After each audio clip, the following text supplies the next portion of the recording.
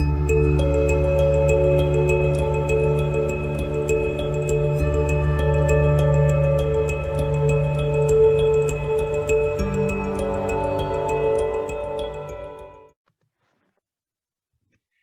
we are in First Chronicles chapters 18 through 20 today. We're going to cover three chapters. None of them are very long. Um, Again, the chronicler is talking about the life of David, and remember, he's given the highlights. And so we're going to read about the time period where David has the affair with Bathsheba, but nothing's mentioned about it in Chronicles. Also about the rape of his daughter Tamar, not mentioned here. So we're hitting the highlights and showing how David has expanded his kingdom because he is following God. So let's get into chapter 18.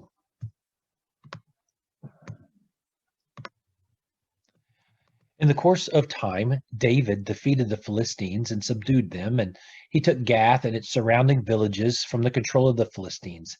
David also defeated the Moabites, and they became subject to him and brought him tribute. Moreover, David defeated Hadadezer, king of Zobah, in the vicinity of Hamath. Then he went up to set up his monument at the Euphrates River. David captured 1,000 of his chariots, 7,000 charioteers, and 20,000 foot soldiers. He hamstrung all but 100 of the chariot horses.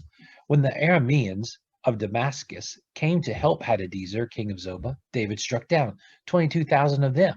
He put garrisons in the Aramean kingdom of Damascus, and the Arameans became subject to him and brought him tribute. The Lord gave David victory wherever he went. David took the gold shields carried by the officers of Hadadezer and brought them to Jerusalem from Tebah and Kun, towns that belonged to Hadadezer. David took a great quantity of bronze, which Solomon used to make the bronze sea, the pillars, and various bronze articles. When Tu, king of Hamath, heard that David had defeated the entire army of Hadadezer, king of Zobah, he sent his son Hadoram to King David to greet him and congratulate him on his victory in battle over Hadadezer, who had been at war with Tu. Hadoram brought all the kinds of articles of gold and silver and of bronze. King David dedicated these articles to the Lord, as he had done with the silver and gold he had taken from all these nations, Edom and Moab, the Ammonites and the Philistines, and Amalek. Abishai, son of Zeruiah, struck down 18,000 Edomites in the Valley of Salt. He put garrisons in Edom, and all the Edomites became subject to David. The Lord gave David victory wherever he went. David reigned over all Israel, doing what was just and right for all of his people. Joab, son of Zeruiah, was over the army. Jehoshaphat, son of Ahilud, was recorder. Zadok, son of Ahitub, and Ahimelech, son of Abiathar, were priests. Shavsah was secretary. Benaiah, son of Jehoiada, were over the Kerethites and the Pelethites, and David's sons were chief officials at the king's side. In the course of time, Nahash, king of the Ammonites, died, and his son succeeded him as king. David thought, I will show kindness to Hanun, son of Nahash, because his father showed kindness to me. So David sent a delegation to express his sympathy to Hanun concerning his father. When David's envoy came to Hanun in the land of the Ammonites to express sympathy to him, the Ammonite commander said to Hanun, do you think David is honoring your father by sending envoys to you to express sympathy? Haven't his envoys come to you only to explore and spy out the country and overthrow it? So Hanun seized David's envoys, shaved them, cut off their garments at their buttocks, and sent them away. When someone came and told David about the men, he sent messengers to meet them, for they were greatly humiliated. The king said, stay at Jericho until your beards have grown, and then come back. When the Ammonites realized that they had become obnoxious to David, Hanun and the Ammonites sent 1,000 talents of silver to hire chariots and charioteers from Aram Naharaim, Aram Maacah, and Zobah. They hired 32,000 chariots and charioteers, as well as the king of Maacah with his troops, who came and camped near Medeba, while the Ammonites were mustered from their towns and moved out for battle. On hearing this, David sent Joab out with the entire army of fighting men. The Ammonites came out and drew up in battle formation at the entrance to their city, while the kings who had come were by themselves in the open country. Joab saw that there were battle lines in front of him and behind him, so he elected some of the best tribes in Israel and deployed them against the Arameans. He put the rest of the men under the command of Abishai, his brother, and they were deployed against the Ammonites. Joab said, "If the Arameans are too strong for me, then you are to rescue me. But if the Ammonites are too strong for you, then I will rescue you. Be strong. Let us fight bravely for our people in the cities of our God. The Lord will do what is good in this fight, in his sight." Then Joab and the troops with him advanced to fight the Arameans, and they fled before him.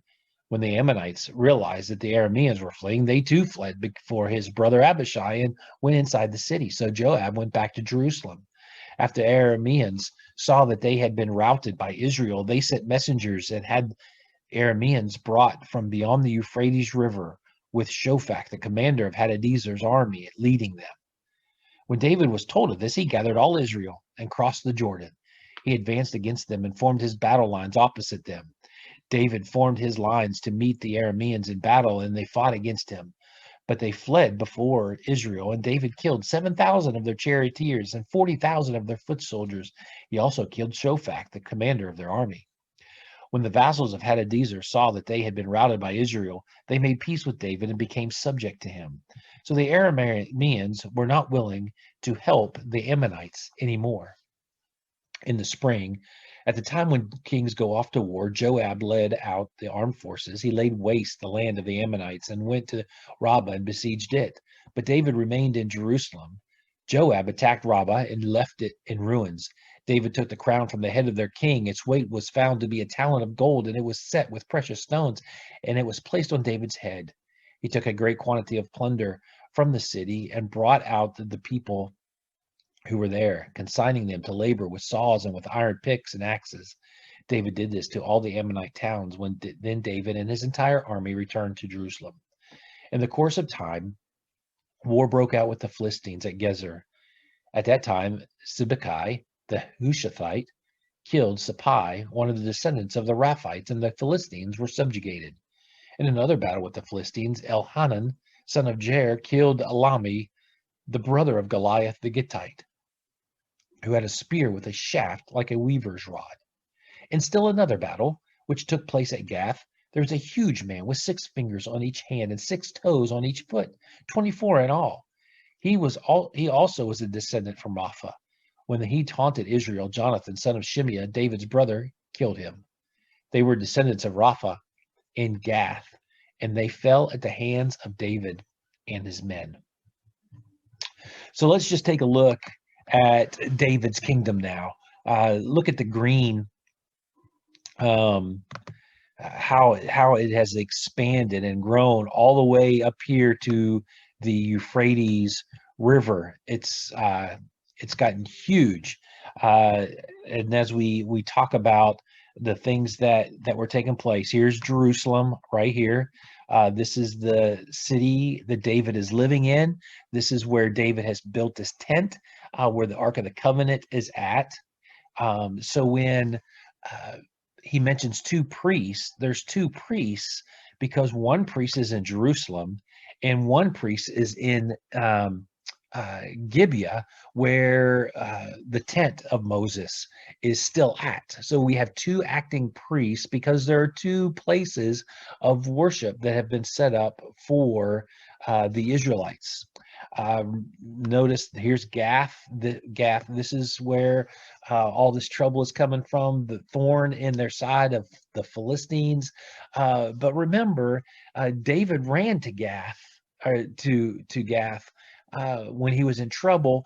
Not only did he run to Gath, but he also moved his parents to Gath. And so we don't know what took place, but there was still animosity, and David still wipes them out. And so we can kind of maybe guess that they had done something to David's parents at somewhere along the line, but there was always trouble going on there. And then we see the Ammonites. Their land is right here, crossing the Jordan River.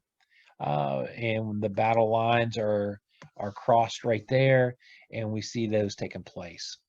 Here's what we see: David being faithful, the best of his ability as a man, following God, and God blessing his territory, preparing the way for Solomon for a time of peace, as David is collecting all these artifacts, and it's saving them for when Solomon is going to build the temple.